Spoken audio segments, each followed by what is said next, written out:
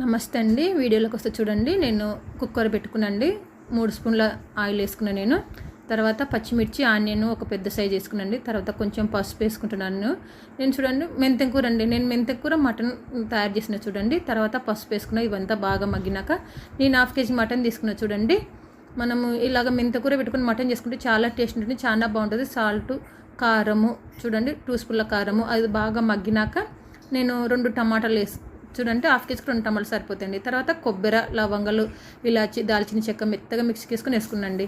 తర్వాత అవంతా బాగా మగ్గినాక నేను 1 గ్లాసు వాటర్ పోసుకున్నా చూడండి. ఇట్లా అయినాక మనము చూడండి తర్వాత కొంచెం ఉడికినాక కొంచెం కొత్తిమీర వేసుకున్నా చూడండి. నేను తర్వాత 3 విజిల్ వచ్చే వరకు నేను కుక్కర్ మూత పెట్టుకుంటాను చూడండి. ఇలాగ మటన్ మెంతెం కూర చాలా బాగుంటుందండి. మీరు ఒకసారి ఇలా ట్రై చేయండి. నాకైతే సూపర్ కుదిరిందండి. చూడండి పర్ఫెక్ట్గా ఉడికిపోయిందండి. 1 గ్లాస్ వాటర్కు సరిపోయింది. తర్వాత నేను 1 స్పూను ధనియాల పొడి వేసుకున్నా చూడండి. ఎంతో